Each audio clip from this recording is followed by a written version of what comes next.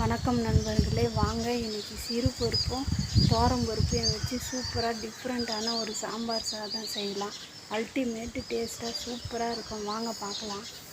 ஒரு கப்பு பச்சரிசி, 1/4 கப்பு சிறு பருப்பு, 1/2 கப்பு துவரம் பருப்பு எடுத்து வச்சுக்கலாம். கடாயில் கொட்டி நல்லா சூடு வர வரைக்கும் வறுத்து எடுத்துக்கலாம். நல்லா கழுவிட்டு அதில் ஒரு கட்டி பெருங்காயம், கொஞ்சம் மஞ்சத்தூள் போட்டுக்கலாம். அரிசியும் பருப்பும் சேர்த்து 1/2 கப்புக்கு 6 கப்பு தண்ணி ஊற்றிக்கலாம். தண்ணியில் 1 ஸ்பூன் நல்லெண்ணெய் விட்டுக்கலாம். நல்லெண்ணெய் விட்டுட்டு அதை நல்லா கொதி வந்ததுக்கப்புறம் குக்கரை மூடி விசில் போட்டுக்கலாம்.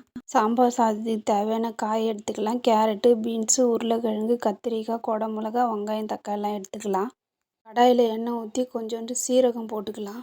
கொஞ்சம் பூண்டு தட்டி போட்டுக்கலாம். வெங்காயத்தையும் அதில் கொட்டி வதக்கலாம். தக்காளி அதில் கொட்டி வதக்கலாம். எடுத்து வச்ச காயை அதில் கொட்டி வதக்கலாம். காய்க்கு 3 ஸ்பூன் சாம்பார் பொடி, அதுக்கு தேவையான அளவு உப்பு போட்டுக்கலாம். காய் வெந்துருச்சு. இந்த காய்க்கு தேவையான அளவு புளி கரைச்சி வச்சுருக்கேன், அதை எடுத்து ஊற்றிக்கலாம். சாதம் நல்லா குழைவாக வெந்துருச்சு. அந்த வெந்த காயை எடுத்து இதில் ஊற்றிக்கலாம். கிளறிக்கலாம். ஒரு கடாயில் கொஞ்சம் நெய் விட்டு அதில் கொஞ்சம் முந்திரியை கொட்டி வறுத்து எடுத்து இந்த சாம்பார் சாதத்தில் கொட்டிக்கலாம். அவ்வளோதான், சூப்பரான சுவையான டிஃப்ரெண்ட்டான சாம்பார் சாதம். இந்த வீடியோ பிடிச்சிருந்ததுன்னா சப்ஸ்கிரைப் பண்ணுங்கள், லைக் பண்ணுங்கள், கமெண்ட் பண்ணுங்கள், ஷேர் பண்ணுங்கள். பாய். அடுத்த வீடியோவில் பார்க்கலாம்.